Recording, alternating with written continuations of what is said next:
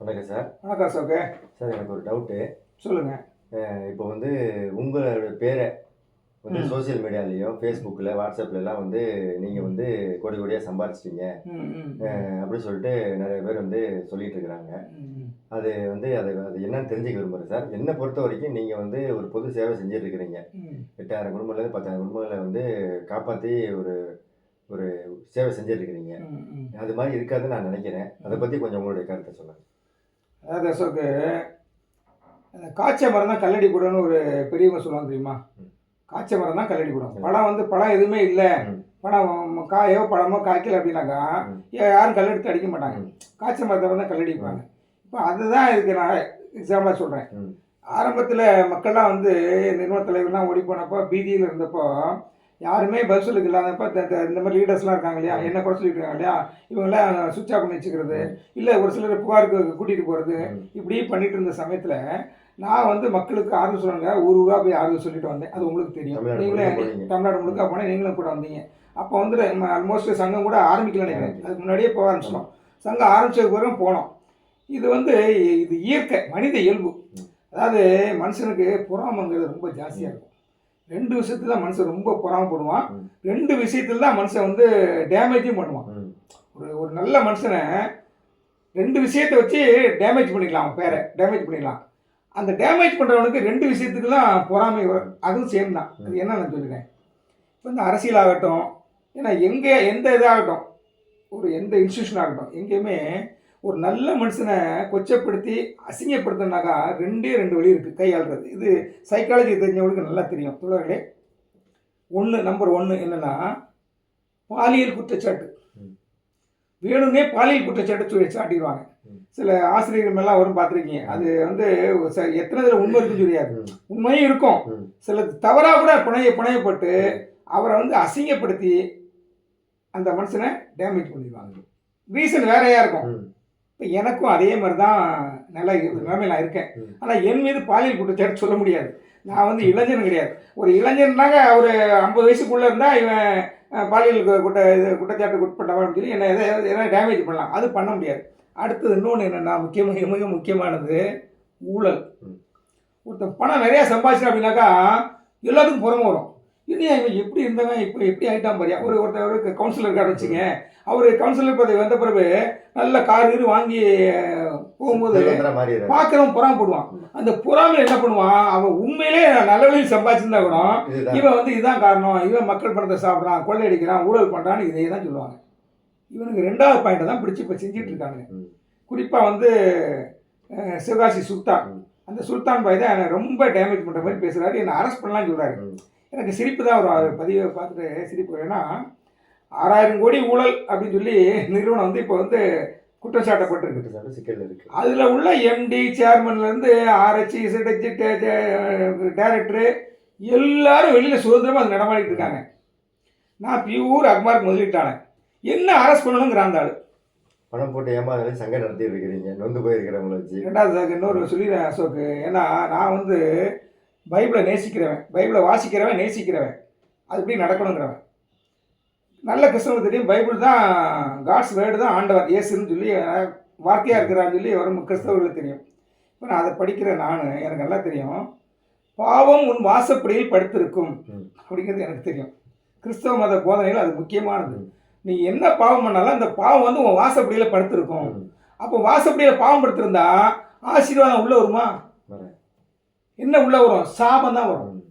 அந்த இந்துக்கள்லாம் சொல்லுவாங்க இல்லையா, லட்சுமி உள்ளே வரட்டும், அந்த கதவை திறந்து வை, விளக்கப்படுத்தி வாசலை திறந்து வைப்பாங்க இல்லையா, அது பைபிள்லையும் இருக்கு. நீ பண்ணுற பாவம் வாசப்படியில் படுத்து கிடக்கும். இப்போ இந்த சிவகாசி சுல்தான் எடுத்துங்க, ஒரு பொண்ணு ஃபாரினில் படிக்க வச்சுட்டு இருக்கிறாரு. நான் அவருக்கே பரிதாபப்பட்டு நான் அட்வைஸ் பண்ணுவேன். நீங்கள் பார்த்துருக்கலாம், ஐயா பாவம் பண்ணாதீங்க, இது சந்ததியை பாதிக்க, நம்ம பிள்ளைகளை பாதிக்கான்னு நான் சொல்லுவேன். ஒரு பிள்ளைய வச்சுருக்க சுல்தானுக்கே நான் அட்வைஸ் பண்ணும்பொழுது நான் 3 பிள்ளைங்களை வச்சுட்டு இருக்கேனே, நான் இந்த மாதிரி துரோகம் பண்ணுவேனா? என்ன நம்பி இருக்கவனுக்கு துரோகம் பண்ணுவேனா? பண்ண மாட்டேங்குது அப்படின்னு நான் நம்புகிறேன். இது ஒன்று. ஆனால் இதில் இன்னொரு விஷயமும் இருக்குது. இப்போ ஒரு நல்ல கைதேர்ந்த டிப்ளமேட்டிக் திருடன் காமிச்சிங்க, அந்த திருடனை பார்த்து திருடன் திருடன் திருடன் சொன்னால் அவன் என்ன பண்ணுவான் தெரியுமா? ஒரு விபச்சார சிரிச்சிட்டு போயிடுவான். புரியுதா? என்ன புரியுதா? இல்ல, அந்த சிரிப்பு புரியுதா? விபச்சார சிரிப்பு. சிரிப்புல நிறைய அர்த்தம் இருக்கு. நான் ஏதோ விபச்சார சிரிப்புன்னு சொல்றேன். சிரிப்புல நிறைய கள்ளச்சிரிப்பு, ம். என்ன அசட்டு அசட்டு சிரிப்பு. சிரிப்பு, ஏளன சிரிப்பு, நக்கல் சிரிப்பு, நையாண்டி சிரிப்பு, என்ன எல்லாம் சிரிப்பு. இது மாதிரி நிறைய சிரிப்பு இருக்கு. ம். இது ஏன் விபச்சார சிரிப்புன்னு சொல்றேன்னா, இந்த ரோட்டோரமா நிக்கிற வந்து நான் விபச்சாரிகளை கொச்சப்படுத்தல. நான் எல்லாரும் நேசிக்கிற ஆளு. எல்லாருமே அவங்க பாவம் அப்ராணிங்க. ஆனா அவங்களுடைய சிரிப்பு சிரிச்சு மயக்கி தான் கூப்பிடுவாங்க. மயக்கிற சிரிப்பு. அவன் வந்து ஒத்துக்கொள்ளவும் மாட்டான். அவனை சொன்னா திருடன் திருடன் சொன்னா ஒத்துக்கொள்ளவும் மாட்டான், மறுக்கவும் மாட்டான். ஒரு சிரிப்பு சிரிச்சுட்டு போயிடுவான். அந்த சிரிப்புல இவங்களுக்கே ஒரு சந்தேகம் வந்துடும், நல்லவனா இருப்பானா அப்படின்னு. ம். ஆனால் ஒரு நல்ல மனிதனை, ஒரு நல்ல மனிதனை பியூர் கரம்படியாத கரங்களுக்கு சொந்தக்காரனை பார்த்து நீ திருடன் திருடன் திருடன்னு சொன்னா இது ஒரு ஹியூமன் சைக்காலஜி. அவனுக்கு என்ன தோணும் தெரியுமா? நம்ம ஒண்ணுமே திருடாம இப்படி திருட்டு போட்டவன் எல்லாரும் சொல்றாங்களே, எதிராளி சொல்லாம பரவாயில்ல, பக்கத்துல இருக்கவனே சொல்லிட்டு இருக்கானே, நினைச்சிட்டு இருக்கானே, ம். நம்ம ஏன் திருடி பாத்திரக்கூடாது? ம். திருடிட்டு கெட்ட பேர் எடுத்தா பரவாயில்ல, ம். என்ன புரியுதா அவனுக்கு? புரியுது. திருடிட்டு கெட்ட பேர் எடுத்துலாமே அப்படிங்கிற மாதிரி போயிடுவான். ம். அந்த மாதிரி என்ன தள்ளுறது தான் எனக்கு பிளான் பண்றானுங்க. ம். புரியுதா? ஆனா என் வாயாலே ஏதாவது உளரணும், இவன் வந்து சென்டிமெண்ட் இடியட்டு, ம். இவன் ஏதாவது உளருவான்னு பாக்குறானுங்க. ம். உளறதுக்கு ஒண்ணு இருந்தா தானையா, இருந்தா தானே எனக்கு. ஏன்னா அந்த நிறுவன தலைவரை பத்தி அவங்களுக்கே தெரியும், என்ன அவங்க வாங்கி போட்டவன் தானே. ம். இவங்களுக்கு வந்து வசூல் பண்ணி தான் பழக்கமே தவிர கொடுத்து பழக்கம் இல்லை. அது நம்ம கண் கூட நிறைய பார்த்து நிறைய வருத்தங்கள் இருக்கு. உங்களுடைய மனத வருத்தங்கள் இருக்கு. நிறைய வேதனைகள் வருத்தங்கள் இருக்கதான் செய்யுது. நீங்க பதிவு பார்த்துருப்பீங்க, நீங்க இந்த பொங்கல் வாழ்த்து பதிவு பார்த்துருப்பீங்க. பார்த்துட்டேன். ஒரு கவிதைன்னு சொல்லி ஒரு ஒரு குமுறலை வெளியிட்டு இருந்தேன். ம். அதெல்லாம் நிறைய விஷயங்கள் ஆனால் பொது வழியில் நான் பேச முடியாது. தனியா அந்த நபருக்கே சொல்றேன், என்னை பத்தி குற்றச்சாட்டிட்டு இருக்காங்க. என்ன சொல்றேன்னா, அந்த இதில் ஒரு சேலஞ்சே விடுறேன். நீங்க யாராவது என்னை பற்றி தெரிஞ்சுக்கணும்னா, நீங்கள் வெளியில் எங்கேயும் போனால் நீங்கள் இவர் நிறுவனத்தின் டைரக்டரு, இவர் அவர் இவருன்னு சொல்லிட்டு கொள்ளடிச்சிட்டாரு அப்படின்னு மக்களை ஏமாத்துறாரு, முதியவர் முதியவர் முதியவர்லாம் சொல்லிட்டு இருக்காங்க. நேரம் என்கிட்ட வாங்க, நான் என் வீடு அட்ரஸ் தரேன், லொக்கேஷன் தரேன், எல்லாம் தரேன், நேரம் என் வீட்டுக்கு வாங்க. என்கிட்ட வந்து பேசுனீங்கன்னா தெளிவாயிட்டீங்க, என்கிட்ட பேசுனீங்கன்னா தெளிவாயிடுங்க. இது நல்ல சொல்யூஷன் சார். இல்லையா? ஆமா. அதுதான் செய்ய முடியும். நீங்க நேர்ல வாங்க. வாங்க. நான் நல்லவன் சொல்லி நெஞ்ச பிளந்தா என்ன காமிக்க முடியாது, காமிக்க வேண்டிய தேவையில்லை. என்ன பிளந்திருக்காங்கன்னு நினைக்கிறேன். எனக்கு மேல ஆண்டவர் பார்த்துட்டு இருக்காரு. நான் சொல்லல, நான் பாவம் பண்ணனா என் பாவம் என் வாசப்படியில் படுத்திருக்கோம், நான் பண்ற பாவம். அப்ப ஆசீர்வாதம் உள்ள வராது. நான் மட்டுமா என் வீட்டுல இருக்கேன், என் மனைவி 3 பிள்ளைகள் இருக்காங்க, பேர பேத்தியர் இருக்கா, அவங்க நல்லா இருக்கு. அவங்களெல்லாம் பாதிக்குங்கிற பயம் எனக்கு இருக்கு, தெய்வ பயம் எனக்கு இருக்கிறதுனால இதெல்லாம் கிடையாதுங்க. நான் என் பணத்தையே நான் கேட்கல. புரியுதா? நானும் கஷ்டப்பட்டு தான் இருக்கேன். சரி, ரொம்ப கஷ்டம் வரும்போது கேட்கலாமான்னு கூட தோணும். இருந்தாலும் நமக்கு வந்து நமக்கு தடுக்கும், சில இதெல்லாம் தடுக்கும். நம்ம மக்களுக்காக நிற்கிறோம், மக்களுக்காக. இப்போ நான் மக்களுக்காக நான் நிற்கலனா, இப்போ ஓப்பனாக இந்த பொது வழியிலே சொல்கிறேன், நான் மக்களுக்காக இப்போ நிற்கலனாக்கா என் படத்தில் எப்போ வாங்கியிருப்பேன்.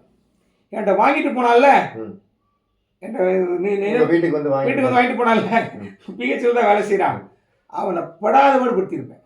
ராமூர்த்தி 7:30ன்னா நான் 9:30 பண்ணியிருப்பேன். ஏன்னா ஏன் சம்பாதிச்ச பணம், ஏன் பணம் நான் வந்து லஞ்சம் வாங்கியோ கொள்ளையடிச்சே சம்பாதிச்ச பணத்தை அந்த நிறுவனத்தில் போடல. என்னுடைய 40 ஆண்டுகால ஓய்வு கால பணம் போட்டிருக்கேன். அப்போ எனக்கு எப்படி இருக்கும், நான் வாங்கியிருப்பேன். ஆனால் என்னை ஆண்டவர் அதுலேருந்து காப்பாற்றிட்டார். ஆண்டவருக்கு நன்றி, ஜீசஸுக்கு நன்றி. ஏன்னா அந்த மாதிரி 9:30 எங்கள்லேருந்து வெளிப்படக்கூடாது. நீ நல்லவனாவே இரு, ஒரு கணத்தில் வச்சா மறு கணத்தை காமி அப்படிங்கிறது தான் ஆண்டவருடைய போதனை நான் படிச்சுட்டு இருக்கேன். சத்துருக்களை சிநேகி அப்படின்னு சொல்றாரு. அதனால எனக்கு அந்த மாதிரி ஒரு நிலைமையில எனக்கு காப்பாத்திட்டாரு. நான் இந்த நிலைமையை கையில் எடுக்கலாம். அதனாலதான் ஆண்டவர் இந்த பணி எனக்கு கொடுத்துட்டாரு, இந்த வேலையை எனக்கு கொடுத்துட்டாரு. இந்த வேலையை கொடுக்கலனா நான் 7:30 9:30 மாதிரி உண்டுலன்னு ஆக்கியிருப்பேன்.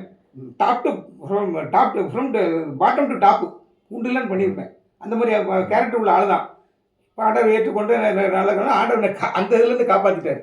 அதாவது 2 வழியை காப்பாற்றிருக்காரு. நான் யார்ட்டையும் முதலீடு வாங்கி நிறுவனத்தை கொடுக்கல. அதனால தான் இப்போ இவங்களுக்குலாம் கடுப்பு, இவங்க ஒன்றும் பண்ண முடியலன்னு சொல்லிட்டு இந்த சங்கத்தில் நான் பியூர் அக்மார் முதலீட்டாளேன். நிர்வாகிகளை நான் மட்டும்தான் நிர்வாகிகளில் நான் ஏற்கனவே சொல்லியிருக்கேன், போன வீடியோ சொல்லியிருக்கேன், நான் மட்டும்தான் பியூர் அக்மாருக்கு.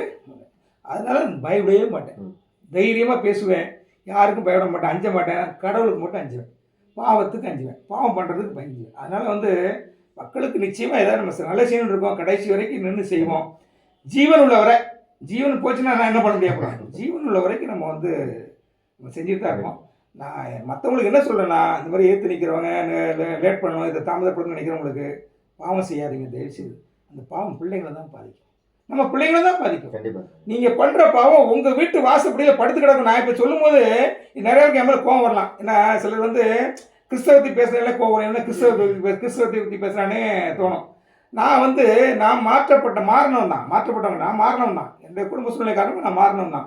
ஆனால் அங்கே போய் இப்போ போகிறப்ப அந்த மார்க்கம் நல்லா இருக்குது அப்படிங்கிற நான் இது பண்ணிட்டு அதனால நான் சொல்கிறேன் தவிர வேற ஒன்றும் மதத்தை வளர்க்குறக்கோ மதத்தை பரப்புறக்கோ கிடையாது. அதில் வேற ஒரு சிலர் இருப்பேன், இந்த மதத்தை வச்சு குளிர் ஆயம்லாம் இருப்பான் இல்லையா, அதெல்லாம் நிறைய இப்போ நடந்துட்டு இருக்கு. எல்லாம் கட்சியில் அரசியல் எல்லாம் நடந்துட்டு தான் இருக்குது. அதனால நமக்கு அதுக்குள்ளே போக வேண்டாம்.